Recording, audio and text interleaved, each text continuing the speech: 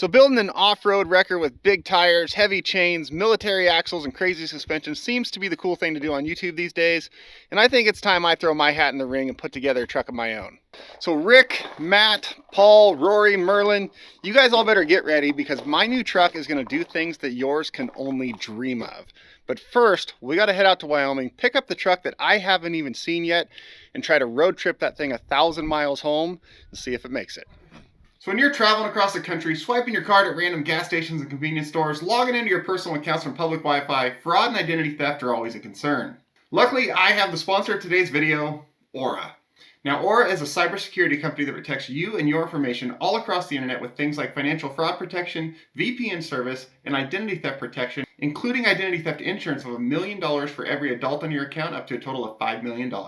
Aura's VPN service uses military-grade encryption and blocks known phishing and scam sites, and has over 100 virtual locations so you can access global content safely whether you're at home or on the go. Their financial fraud protection alerts you within minutes if your credit file is compromised by someone either trying to open a loan or get a credit card in your name, and you can lock down your Experian file with one easy tap. Then their identity theft protection monitors your information across billions of data points on the internet, including the dark web and things like public court records, to instantly alert you about possible identity theft. Aura also offers you antivirus for PC, Android, and Mac, a password manager to secure and store all your passwords, certified data security and privacy for all your personal information, parental controls to keep your kids safe and limit online activity, and it's all backed up by 24/7 US-based tech support. So if you're an on-the-go person like me, or even if you're just someone who spends a lot of time on the internet, which let's be real, if you're watching this video, you are, and you're not using Aura to protect yourself, you're taking a risk that's going to catch up to you eventually. So go check out the link in the pinned comment or the description below, or go to aura.com/Casey Liddell to get a 2-week free trial, see how much of your information has been exposed out there on the internet, and what Aura can do to keep you safe. So big thanks to Aura for continuing to support this channel by sponsoring another one of my videos and continuing to keep my audience safe by offering all these services in this one easy to use, low price package. Now let's get back to the video and we see what the plans are for the new truck here, and click the link. It's worth it. So we're just outside of Casper, Wyoming, where I have bought a 4-wheel drive wrecker. And I know you're thinking you just had one like that and sold it. We're going to get into that, but first, some of you may remember that Casper, Wyoming is where I sold the Haglin to Tracked Outdoors, and Larry, the owner of Tracked Outdoors, was nice enough to pick me up from the airport, give me a ride to the truck, and then invite me back over to the shop for their Friday lunch with the crew. So we're going to head over there, check out what they got going on, and check out my old Haglin and how it's looking now. And then we're going to get into all the what this is, why I bought it, and we're going to try to road trip it 1,000 miles back home in the middle of a Wyoming winter. So I told you if I was going to sell my Haglin, Larry was the perfect guy for it to go to. And this is why, because I can't believe that's the same one. He tells me, let's go over here, I'll show you your old unit. And lined up with all these other beauties, I see this one sitting here, and I didn't even think it was this one. Wow.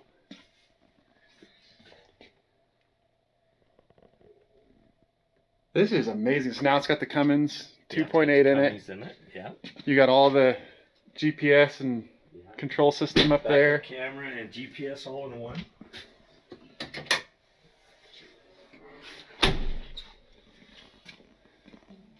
It's got the regular Cummins Murphy gauge. It gives you an indication of when to start. Look at all the handles on it.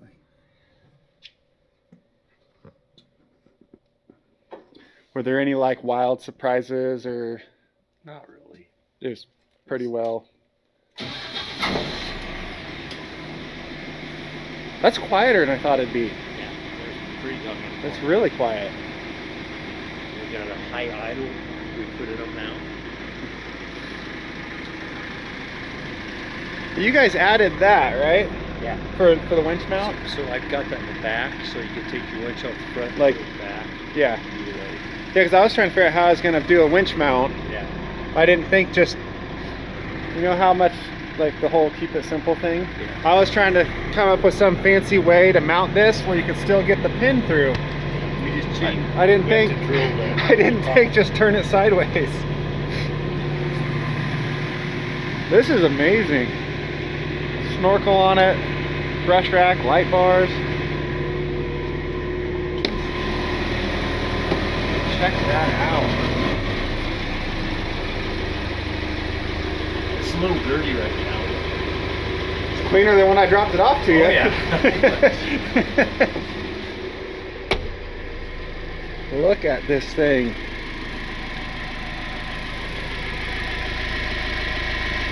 All the coolers on the back, the jerry cans and the mounts to go with it. So you've been out using it and running it, and Yeah, we got maybe 20, 30 miles on it. So nice. we try to get as many miles. All as new we lines. can, break, get everything checked for leaks and issues like that. Yeah. Yeah, it's all dusty and dirty from running it. Oh, so the sump pump. That's what it didn't have when I had it. Didn't have the sump pump in it. New drain plugs in the back. So I got the pump. Yeah. Put all the drain plugs in it. And then this is amazing. You guys do some good work. It hasn't even been that long. No. Yeah, we actually tore into it right away and started rebuilding it. And you took it completely down Yeah. to just a Yeah, chassis. all the undercarriage came off, blasted, painted, all the good stuff. I was expecting to see like maybe the body sitting next to the chassis by now. You know, maybe the body's painted and the chassis not like Yeah. finished. Tentatively, this Oh. one's... You even got a camera back here to. Yeah. So your Garmin is also the backup camera. We got a camera back here and there. So you can check on everyone in here. Check in here, outside when you're backing up.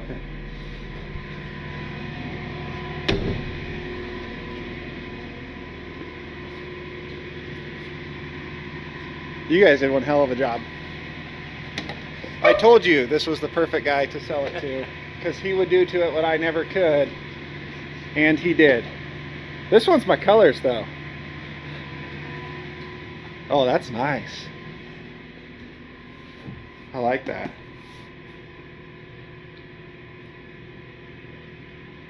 So you're saying that one might be sold? Yeah, it's a long story. We've got New York was going to buy it. They wanted a white one, so we built it. We sold it. It's been almost 3 years. We built another one, sold it. This week they called and they want one, but this one's probably going. They're coming from Mexico next week to look at it. Oh, really? Yeah. This can go down there? Yeah. That'd be cool. So So this was actually one of the, oh, where are they from? Sweden. Yeah, Sweden. So this is actually a Swedish one Yeah. that now came to the U.S. and go to Mexico. Yeah. That's pretty Tentatively, cool. We'll see what happens. That's pretty cool. Flatbed with the crane on it. This is what you need. Oh, rollback on the It's a back. white box. Oh, it is, yeah. The wider tracks, they stick out. So see how on, I can't believe this is my old one here. See how the tracks are in line with it, and on that, the tracks have been spaced out. And it's got this big bed on it. We went with the wide body, the wide springs, the tracks are the same. Oh, all the side rails of the bed are even paint matched to the... So we made the bed. And it's got 2 winches on it, so if I got a broken side by side or whatever, I can. Oh, winch it. those humps under there are winches? Yeah, and then I've got ramps, and I also have a slide out deal for longer units. It's stored in here also, so I can extend it out about 3 or 4 feet. To Oh, like an carry extra deck. a longer unit. So You built some cool stuff. yeah, this would be nice. Mm-hmm. So far, we've only done 1 rescue with it, so it's been slow. Yeah, this winter's been really slow. There again, same type of deal. This one's hadn't been cleaned up. But I still can't believe that's that same one I dropped off.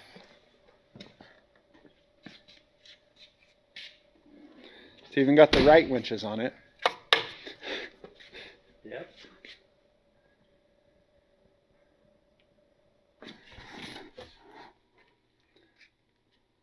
I just try to think of like some flaw I knew it had that I could recognize that it's mine. It's not there. They're all gone. Every one of them is gone. I like this whole cover you guys do here. Yeah, we make it one piece. Yeah, that looks really good. I do like red though. It's for sale.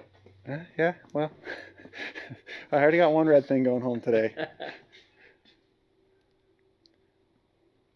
Maybe one day. I'm going to be like your original buyers for the first white one 3 years ago. Yeah. Maybe next year, maybe next year. One of the features we have now, we actually have these, and they actually have our name on them, but basically they're a tank. Park City, Utah uses theirs with gasoline, so they can use their unit as a command station and fuel the snowmobiles up. Oh, that makes sense. When they do like a rescue. So then it's their base station. And then for me, what I do is I've got that on with a quick coupler and a valve, and then I can just strain it over to my tank. Just gravity. Do an extended run or something. Yeah. Yeah, that makes sense for a snowmobile, though. This is like your base of operations out there. Yeah, works good. Very cool. I do like this metal flake blue, though. I don't know if that shows in the camera how like much is in that paint. Yeah. Very cool. Like I said last time we were out here, this place is Haglund Paradise. And if all these complete ones here aren't enough for you, there's all the parts machines over there. There's all the ready for rebuild machines over there. And there's shops and shops and shops, more of them. Absolutely incredible place. All right, so we're hitting the road for the first time. I didn't actually test drive this truck before I bought it. We did run the boom in and out and the ups and downs, but I didn't actually drive it. So from where I bought it into Larry's shop was the very first time I drove the thing. And I do got to say, huge thank you to Larry and the crew there at Tracked Outdoors. You know, you meet some people and you can just tell that they are just good, solid people. That is Larry, and then now after hanging out with the crew there at lunch, that's his whole crew as well. Just really good people. I didn't ask Larry to pick me up from the airport. I just told him I was going to be in town and thought it'd be cool to stop by and see how the progress was going on the Haglund I sold him, because he had sent me some update pictures as they were building along the way, and I just thought it'd be cool to share some of that with you guys. Stop by and see it, and he said, when you flying in, I'll pick you up. Where do you need a ride to? And it's Friday, so we're having employee lunch, and you're invited. Just good dude. And then when I left there, he filled me up with waters and leftovers, and like, I'm good to go now. So massive thank you to Larry. Super good dude who builds some amazing machines. And now down the road we go. So we've made it to Shoshone, Wyoming, I believe is where we're at, to a little gas station here. Side by side, pull up the gas pumps over there. Yeah, this is a 2002 Dodge 3500 with the 5.9 Cummins, and then a 5-speed manual transmission. And on the back of it is an 8-ton twin line wrecker bed. More on that later, but for now we're going to try to get down to Riverton, Wyoming, which is only like half an hour away, I think, because I am tired. And I ain't got much more in me today, so I have booked us a hotel room, and there's a Walmart there so we can stop and kind of load up on some supplies for the trip, some just in case of stuff. Fluids and some tools and things, and then crash out at the hotel because I'm wiped out. I didn't get much sleep at all last night, and then it's been a full day of traveling. So I think get a good night's sleep tonight, and then we'll start fresh in the morning. But for now, we got to get down the road, get that hotel, and head to Walmart. Starts just like my old second gen I used to have did. Yeah, I used to have one of these trucks. Not that part, but this part. Back right when I graduated high school, I got one. Or just after. Okay, that road, that way. Try the cool like rim rock, or whatever you want to call it, over here. Just all the way out across that way. Tons more of it. All that out that way is the Wind River Reservation. Actually, we're technically in the reservation now, driving through it. This beautiful landscape. Got snow-covered mountains off this way. All the big rock bluffs out this way. Oh, check that out. I don't know if you can see, but it almost looks like the rocks up there almost look like little sheep or animals or something up on top of the bluff up there. That's really cool. So we did not go to Walmart. I ended up finding a farm supply store that I figured had everything I needed, so I'd rather go to a farm supply store than Walmart. So we've got WD-40 and anti-gel, it's supposed to get stupid cold tonight, and all kinds of fluid stuff, a new vest, and I'm gonna go pick up some tools and zip ties and bungee cords and ratchet straps and all the other things you need to hold a vehicle together on a road trip, and see what else they got here. Okay, we're back at the hotel, and we got us a nice parking lot decal job going on here. Actually, not a bubble in the whole thing. Very kind of surprised with how good that came out. But yeah, this thing, it needs a pylon right here of some sort, because with that, the light pylon being back there off the winch pedestal, the boom pedestal, it just looks like this naked gap here. So definitely need to do something. It would be cool to do something structural that could then be kind of like a side puller off each side, kind of like what what's her face, Wrecker Rick with has on Black Betty. What's her face was Black Betty I was referring to. I knew that was a girl named Truck, not Wrecker Rick, but you take that how you want. I'll go ahead and back you up on it if that's what you want to say it was. Either way, yeah, that would be cool if it was some sort of pylon with a side puller out the side like that truck has. Would be incredibly handy. But yeah, it definitely needs something. But the bed here, this is a Century 412, which is essentially the same bed I had on the old Ford Wrecker, which I'm very happy about, because the bed on that truck did everything I ever asked it to do, worked great, and was perfect for this size of truck. Like I said, it's dual 8,000 pound winches, obviously your extendable boom. This is just a little bit newer version, so it has the more modern style sheave heads instead of the older kind of half round style that truck had. Definitely needs some help on the winches and the cables, but I'm thinking this one might get full Yankum synthetic line all the way through, would be the way to go with it. Yeah, so that part of my old truck I was very happy with. This part is the part that needed an upgrade, so that's what we got here, and I will get into that in just a little bit. But this hotel, I picked it because it has a nice restaurant at it for like actually getting a real meal dinner for once and a real meal breakfast. So I'm gonna go do that. And in the morning, we get to see how this thing cold starts. It's not gonna get as cold as I thought it was. It's only gonna be 22, but we'll get to see how it cold starts. It is leaking power steering fluid right there, which he told me about beforehand and I knew about.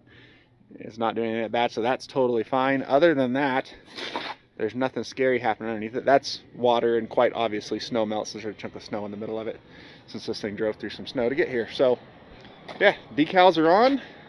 We're all fully insured and legit and all that stuff. We just don't have, you know, like license plates on the back yet, but we can worry about that another day. I'm gonna go get some dinner. All right, it's the next morning and we're back out here at a very frozen truck. It's about 20 degrees this morning, so I'm gonna check all the fluids because I didn't do that yesterday because he drove it to where we met up. So I'm gonna check everything over. The real moment of truth to be 20-degree cold start. See how it starts. Coolant is dead on where we want it. It's got new batteries and new alternator, which you told me about. Everything on this end of the motor looks very dry. The top of the oil filler cap is broke off like most of these do, but the actual cap is still there. There's a garbage truck. Oil is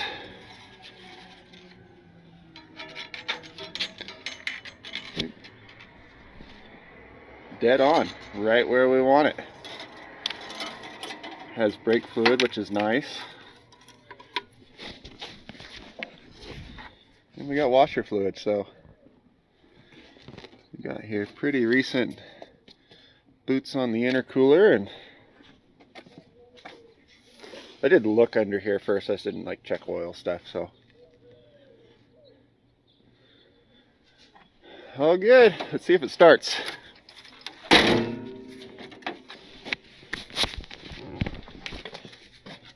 Logos are still on. That's nice. Yeah, it's cold this morning. Okay.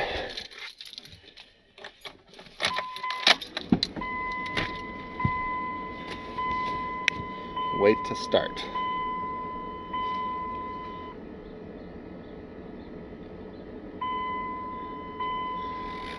I'm gonna want some heater this morning.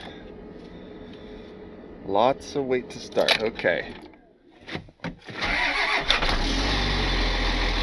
I'm very happy with that. It has a clutch switch on it. I tried turning it without the clutch pushed in. Nothing. Then I pushed the clutch down and it like instant fired. So that is very comforting. Okay. We want lots of defrost. No crazy cloud of smoke rolling down the street from cold starting, so yeah, that's a promising sign. So while we wait for this thing to thaw out, update on how last night went. After I saw you last, dinner was good, shower was warm, sleep was long. Fridge froze everything I had into solid rocks of ice, and the microwave, well, putting my food up in one of those vents would probably heat the food up faster. So now we're here. Anyway, plan for today, we're gonna head through Jackson, Wyoming, because that's a really nice area to drive through and I want to do it, and I haven't been there in a long time. And then we're gonna head to Burley, Idaho to Yankum Ropes, where we're gonna check out the side-by-side they're giving away that you can win, and maybe see about getting some gear for this truck while we're there. So it's Saturday. No, Alan has the keys, it's fine. Yeah, so that's the plan for today. Oh, and don't worry, I will tell you why I pawned the old Ford wrecker off on Dustin and bought this one instead, even though it's basically the same thing, but it's not. Sucker bought that old dumbass truck. What an idiot. Oh shit, you're still on. I'm kidding, I'm kidding. Maybe.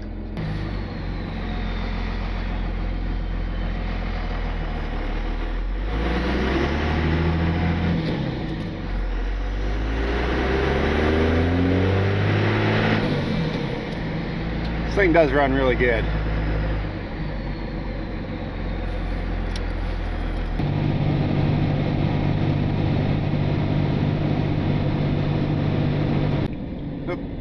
Critters in the road. What are you? Sheep.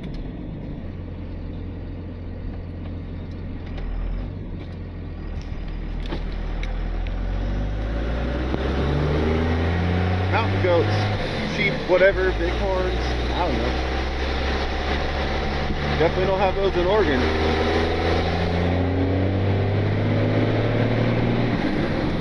Actually, we do, just not where I'm at, and I've never seen it, to clarify.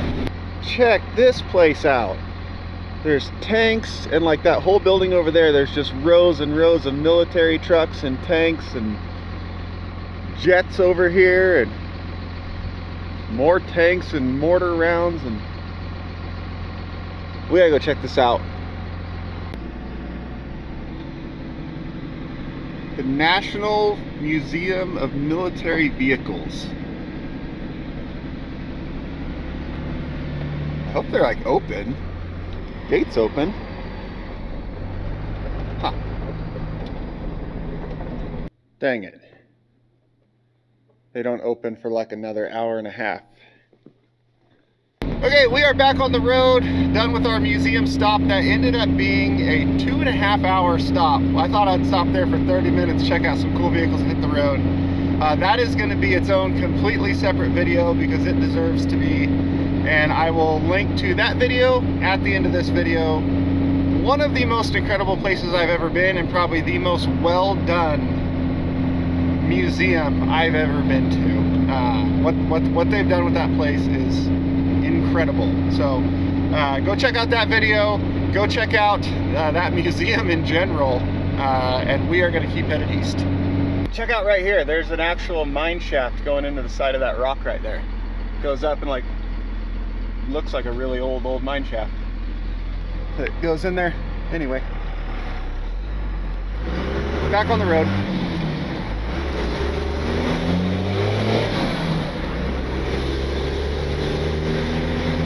Cool town though. Oh, jackhammer.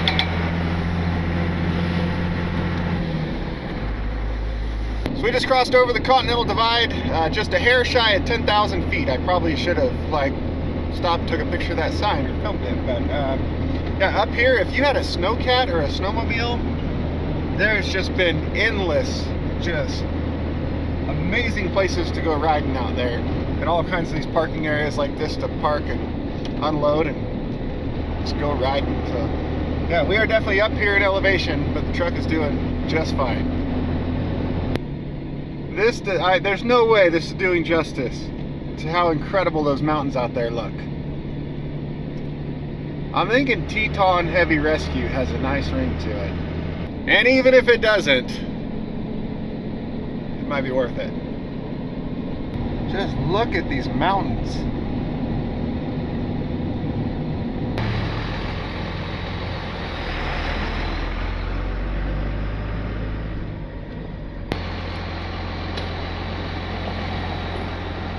Here we're in Jackson, Wyoming. We're getting some fuel now, which means we'll be able to see what kind of mileage this truck gets, which is actually going to be completely pointless because I'm never going to be using this truck empty just going down the highway. So, but we'll still see either way. Then from here we're going to head into Idaho and then go to Yankum Ropes, and then we'll probably stay in Burley tonight. But we'll go check out that Yankum side-by-side that they're giving away. I think I need to get some food before I leave here because it is quite a ways before we get to anything else. And we're going up over Teton Pass now, and there's been lots of rock fall down in the road. I'd imagine as all that snow is melting up there on top, it's bringing a bunch of stuff down. But it said 10% grades, very steep. We're way high up. I don't know exactly what this goes to at the top, but we'll find out.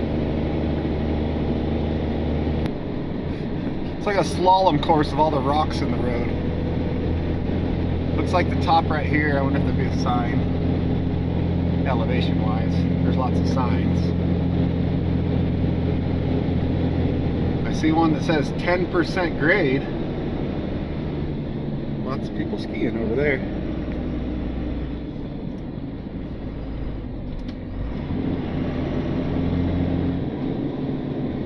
Huh. No elevation sign. I'll look it up and put it right here. Down the other side we go. An exhaust brake would be a good thing to add to this truck, and I'm thinking about it as we go down this 10% grade. I'll look into that. Okay, we are in Idaho now, and it looks cold outside. So next stop, Yankum Ropes factory in Burley.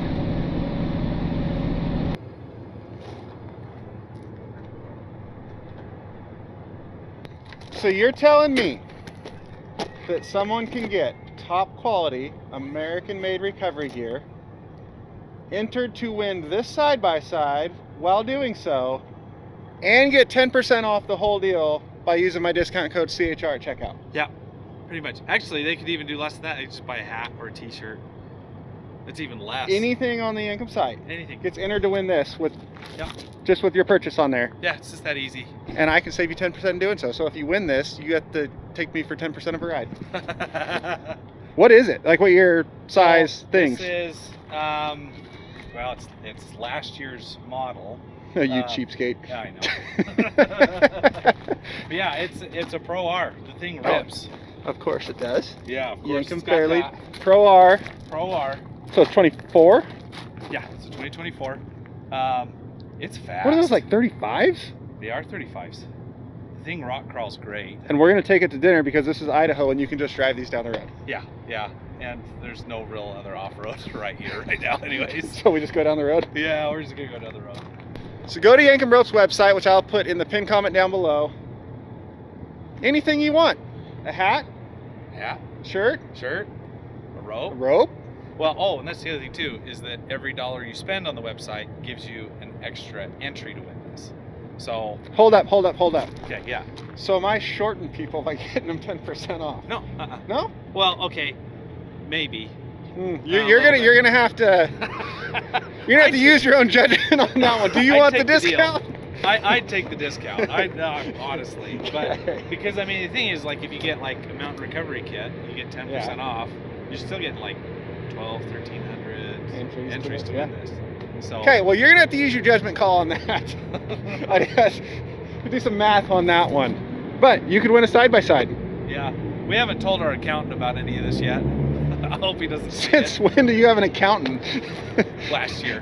Check, it's got the tow point in the back. The little light sticky things.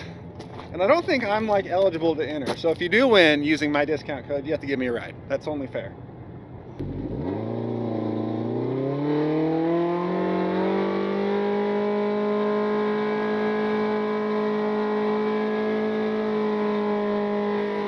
You can do this in Idaho.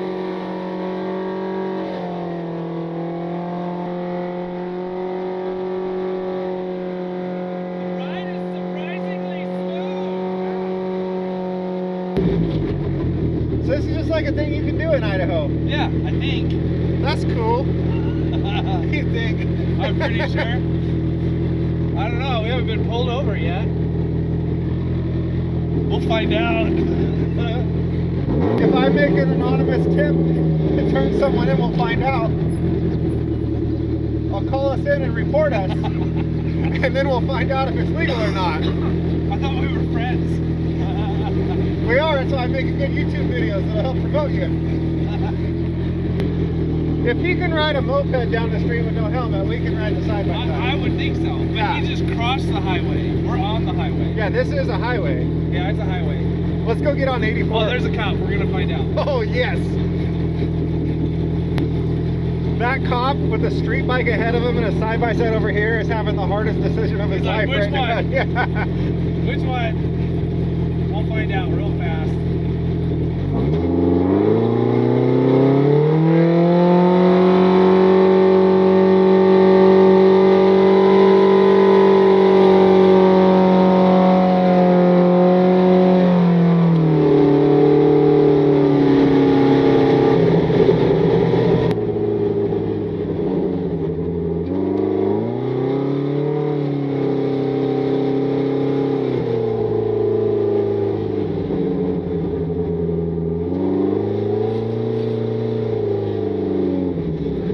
What I like about it is how like quiet it is.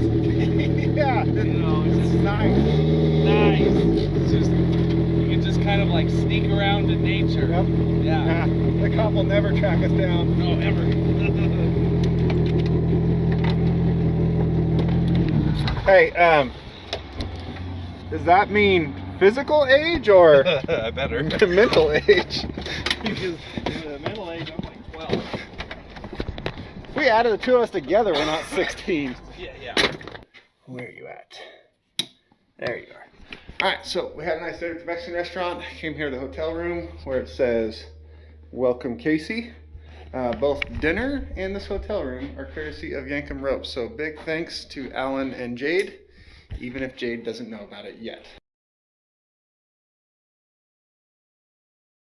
So we got a view of, not the wrecker. It's way down there. But from here, I should make it home tomorrow. I'm gonna say that. It is possible to make it home in one easy shot tomorrow. If nothing goes wrong, that doesn't mean I will. So, what is vibrating? Do you hear that? It just went away. Hopefully it's a one-time thing. Either way, should be able to make it home in one easy shot tomorrow. So we'll see how that goes in the morning. But for now, it's like 9 o'clock at night. So yeah, 9:07. I'm gonna go to bed. Well, another morning. Let's go try out another cold start. Not nearly as cold this morning. It's only about 35 degrees. See how this thing does. So when I parked this here, this red Dodge was over there. Now he moved over because he wanted to be next to the cool red Dodge.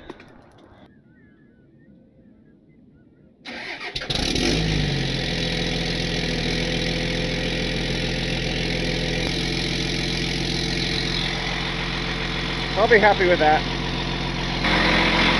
Uh-oh. Your cab light out. Take it back. No good. Got scammed. 465 miles to go. And all of our dash lights are still working, so that's good. Makes up for the one up on the roof that's not. But you know, this truck does have a lot less lights on the dash than my old silver Dodge, so we're gonna call that some improvement. Alright, we're on the highway. We're going to drive until we need some fuel, then we're going to stop and see what kind of mileage this thing's getting, and then when we get home, I will finally tell you why I sold my other four-wheel drive wrecker and turned right around and basically bought the exact same thing. I'm sure some of you are thinking and guessing that it means the other one had some issues, so I sold it off and bought a replacement. That's exactly what I did. It had some issues I didn't want to deal with, so I dumped it, and Dustin's the one who bought it, and I don't know if Dustin's even figured out those issues yet, but when we get home, I'll tell you what they were, and you can decide for yourself whether I totally screwed him over on it or not. But either way, we're gonna get some fuel and see what kind of mileage we're getting. I think it's pretty good. So it is 330 miles from our last fuel stop to here, and that's GPS miles, not odometer.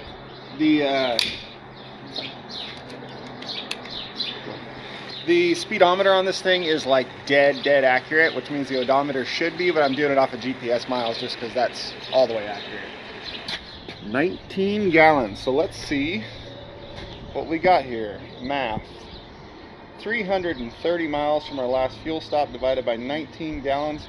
We are getting 17.3 miles per gallon, which is pretty good for a 23-year-old 1-ton four-wheel drive wrecker that's running like damn near red line to go down the highway at 70 miles an hour. This thing is pretty low geared, which is actually good.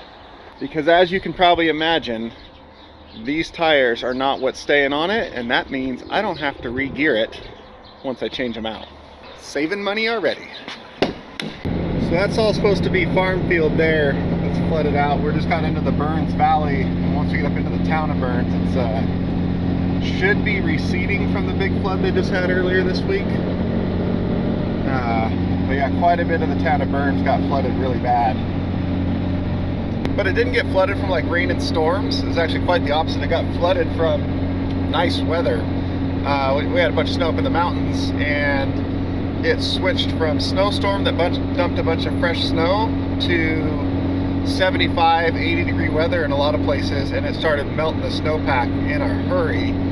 And so it was warm, sunny, nice days, and the town started flooding because that snowpack just started melting down so fast that it just overwhelmed all the waterways and the drainages and then the levees, and that's what flooded out the town. That is not a lake.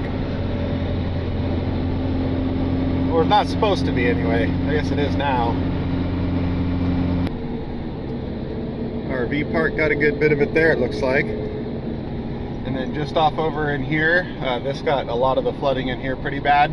There's a property off over there where Ben and I pulled 3 classic old International trucks out of.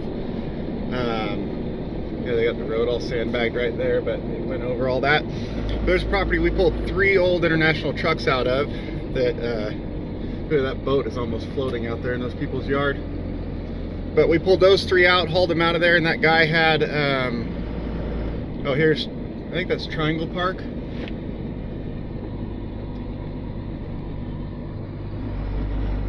But that guy had a bunch of other old classic vehicles and parts and all kinds of stuff there that he wasn't ready to let go of yet, so he's going to hang on to, and all that went underwater in this flood.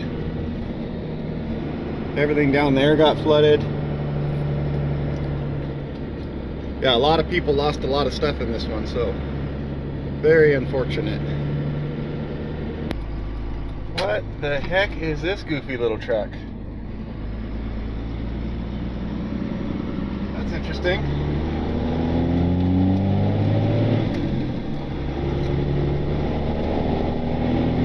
So it is the next day, and we are home. We actually got home yesterday afternoon, but by the time I got home after that road trip, I just wanted to be home, so that's what I did.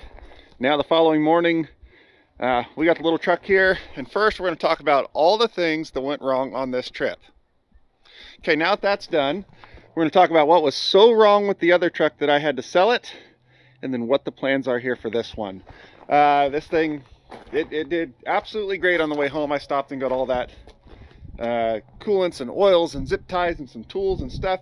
I touched none of it, so that was great. But I know you're wondering, why did I basically buy the exact same thing as what I sold What was so wrong with the other one that I had to pawn it off on Dustin and just replace it with the new one? Well, for starters, the other one was just an old Ford single cab truck, and I am not a Ford guy. I'm a Dodge guy, in case you haven't noticed by Dodges and Jeeps and my other old Dodge somewhere, and then my black truck Dodge, wherever that's at. Anyway, I'm a Dodge guy, especially if it's going to be a single cab, because Fords, especially the older single cabs, I would bet that cab is almost a foot shorter than this one, and I am 6'4" with the wingspan of a giraffe, and I just don't fit well in those tiny little trucks. The Dodges have always built trucks, out of all the trucks, I've had Dodges, Chevys, Fords, Toyotas. I have always been the most comfortable in a Dodge because they just have the most room in the seats here. Like this one here, this seat is not even all the way back, and I just drove 1,000 miles perfectly comfortable, and you still have a bunch of room back there for storage and stuff.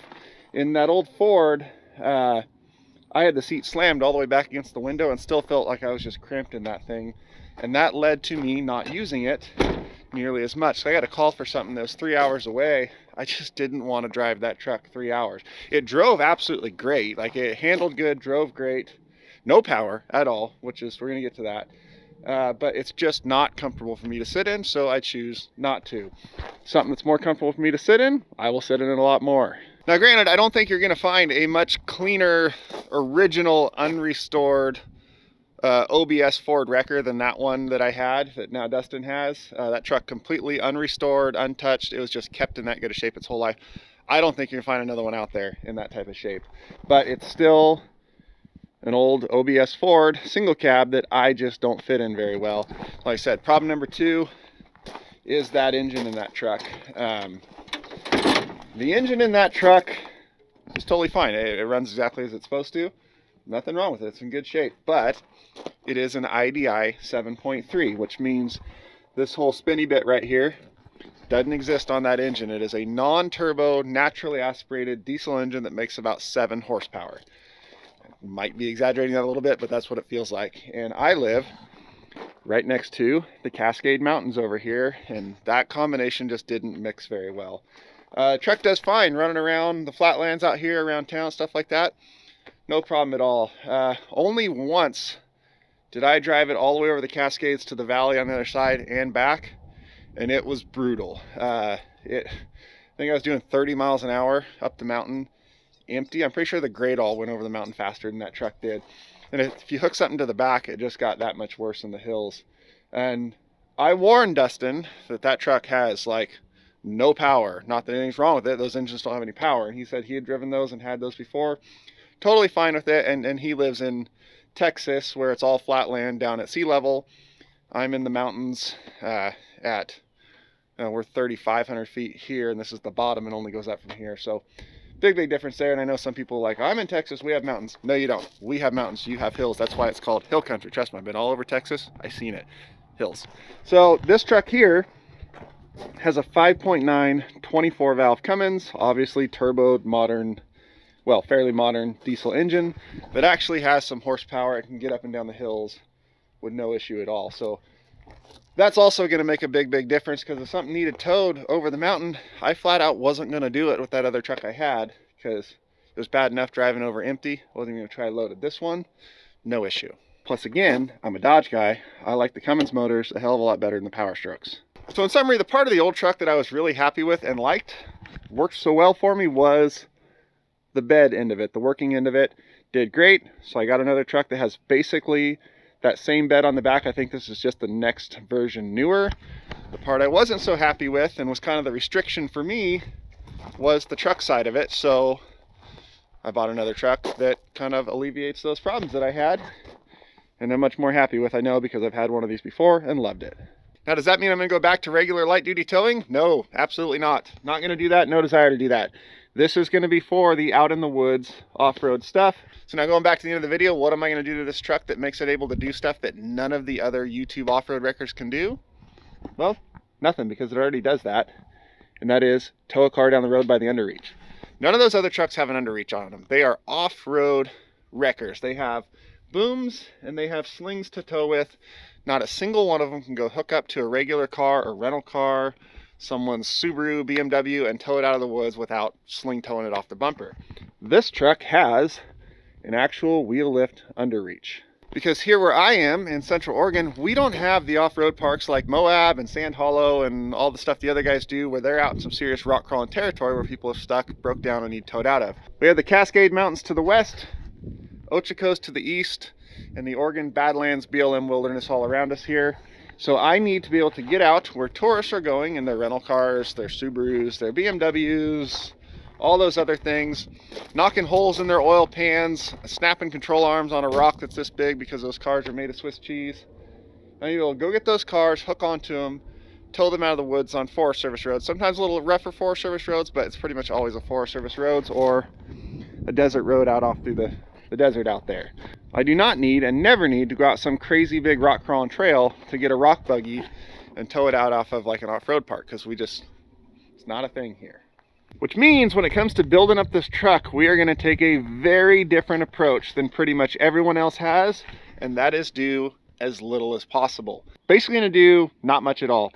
There are the super single conversion kits that get rid of the duals, have the custom rims that go on with the correct spacing, lifts this thing up, basically puts a 40 or 41 inch tire on it front and rear with singles, because one thing I need to maintain is the weight capacity on the rear end. Since I am going to be towing cars, pickups, SUVs down the road, again, unlike most of the other off-road records on YouTube, this is a legit on-road, licensed, insured tow truck that can tow vehicles up and down the road. So it needs to legally maintain its rear weight rating when doing so. And if I go to singles, that means I have to put the super single kits on there to have a tire that has the weight rating of this dual setup right here. This truck is already 6,600 pounds on the back end, so weight rating is very important. But those super single tires have one major problem, and that is that they are essentially a truck tire with a much more aggressive tread on it. They're a very thick, stiff sidewall, thick casing, heavy tire with much more aggressive tread. They're usually a 40, 41 inch tall tire. Which means you're not going to air down to get the flex and movement and smoothing out the bumps and rocks off road like you would with a tire you'd put on a pickup or a Jeep or something like that doesn't have that big, huge, equivalent to a set of duals weight rating. Now you have the truck like that on those tires, and by the time you air down enough to get them to even start to flex, they're coming off the bead. So it is pointless to even try airing those tires down, and then you lose all the advantages that airing down gives you, which are massive. The other problem with a tire like that is fitting it on one of these second gen Dodges. These second gens have a very small wheel well compared to the newer ones. This right here is it's a metric, but the equivalent of a 31.5 inch tall tire. And to fit bigger, like a 40 or something like that on those super singles, it would require major fender and bumper cutting. Like you got to cut all the way out past the headlight here. You have to do a bunch of suspension and steering work to move the front axle forward so that you gain your clearance back here, because you don't have much room to go back here with your trimming. It would a huge lift, a whole lot of stuff. Like, another thing about that old Ford truck is it was in such pristine, original, unrestored condition that I didn't want to cut up and do a bunch of stuff to it to make it fit bigger tires and more like off-road friendly. This one, I will not mind cutting this out some and trimming fenders and do all that. I will do that to this truck without a second thought, but you don't have a whole lot of room here to work with when you do it on these trucks, so you have to move the axle forward to kind of compensate for that. And since those tires kind of have the drawbacks of always needing to be aired up so high that you're not getting the flex and movement out of them, it kind of means might be better off sticking with duals in a little bit smaller tire that you can air down. So here I have a third gen, and on the third gen the wheel wells are a little bit bigger, and I have 37s on this truck. Stock suspension, stock height, nothing modified there, completely stock, just a little bit of trimming of the rear wheel well. You see I didn't have to get all the way back into the door or into the actual cab body part. Unlike that one on the second gen would require a lot of trimming, moving the axle, suspension, and steering work to accomplish the same thing at a stock height. And then on my fourth gen, which is the black truck, which is, where's my black truck? Hold on. I have no idea where my black truck is right now. We're gonna have to find that, but either way, it is a 4th gen Ram. So 2nd, 3rd, 4th, I have all 3 now. And it has 37s on the front of it at stock suspension height with absolutely no modifications at all, because on those trucks, the fender wells are far bigger. So my goal is to put 35s on this thing. I think 35-inch tires, I can trim a little fender, basically not touch the suspension, leave the truck nice and low, because the more stock the suspension is in a tow truck and lower, the far better it is, especially in the rear where we've got overload springs and all to carry the weight back here. I don't want to mess with any of this because it works really well as it is. A 35 I can make fit on this truck, I believe, at the stock suspension, and at 35s I can keep duals back here and be able to air down. I'll have to put some spacers between them to make them not touch in the middle, because it's illegal for the tires to duals to touch in the middle while going down the road. That is a DOT violation. But when they're aired down, they will touch, but that's totally fine off-road. So I'll have to do some spacers. I think I can fit 35s on this truck as is, air down, and I really think that especially with duals, a set of 35s aired down to 10 PSI will have more tire contact on the ground than a 40 that's at 60, 70, 80 PSI and still completely round because it's not flexed out at all. So I'll actually get more traction, more flotation, smoothing out the bumps and rough ride and rocks and all that out of a 35 aired down than a 40 that I have to leave aired at. So that is my thought with this one. 35-inch tires. Space the duals out enough. I don't want them sticking way out all goofy like back here. So I'm going to have to kind of play with the wheel spacing on that, but I think that combination will work really well. And this truck is geared so low. I said to do 70 miles an hour on the highway, I'm turning 2100 RPM in a 5.9 Cummins. That is really, really high RPM for cruising RPM. So going from 31.5 up to 35 should bring that down into the hopefully 1800 RPM range at 70 miles an hour, which most everything around here is 65. So that'll bring it down even farther, closer to 15, 16, which this engine should be really happy doing up and down the highway. So that should all work out really well. Then of course in the differentials down there, I want to put lockers. I don't know if just doing like a Detroit True Track or a selectable e-locker front and rear, but some sort of traction aid front and rear. And you're probably also noticing that after stopping at Yankum, I still have the steel cables on this truck. We did not put synthetic on it yet, but we are going to. After talking to Alan, we're going to do something a little different on this truck. I don't think any tow truck has. It will still be a hookless end on the ropes with no hook at all, just in a little different way than what's been done before, especially in the towing industry. I think it'll work really good. He does too. So he's gonna build me up some new ropes and send out to me, so give me time to make sure there's no sharp edges in any of this stuff that I got to clean up, which I probably do. And then we'll get this swapped out to synthetic here. Gonna put a winch bumper on the front because this one has no place to put a winch. Put a Badlands winch up here. Yankum Fairlead synthetic rope.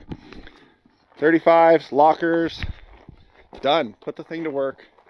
We're good to go. We have a dirt road wrecker that can actually tow cars out of the woods, the dirt roads, the desert, back to town, back to the paved road, and then continue all the way back to their destination, which is the part that none of the other off-road YouTube wreckers can do. So did I come in a little hot there at the beginning, calling out the other off-road guys and their wreckers and how mine is going to be able to do what theirs couldn't? I did, but that's kind of like the whole YouTube game we all play. But also, I was kind of right. So that is the new off-road truck. Basically what I'm building, everyone's building the world's biggest, the world's best, world's most whatever. I am building the world's most okayest dirt road wrecker.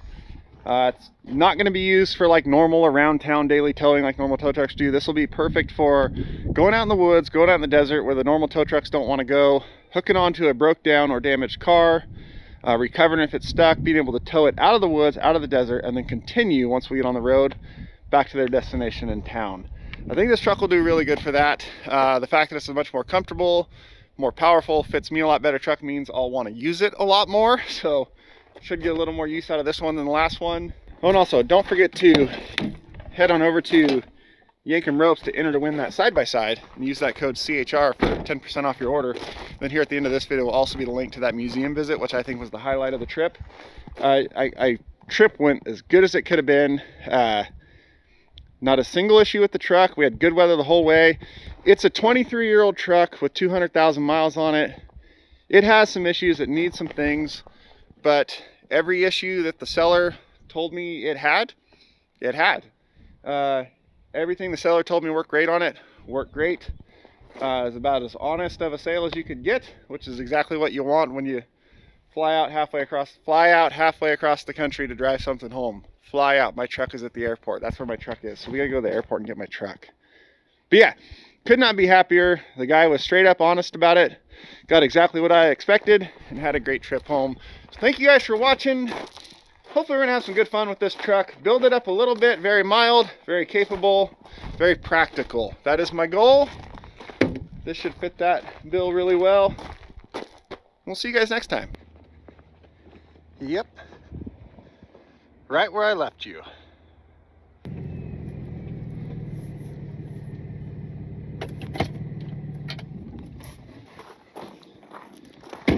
See?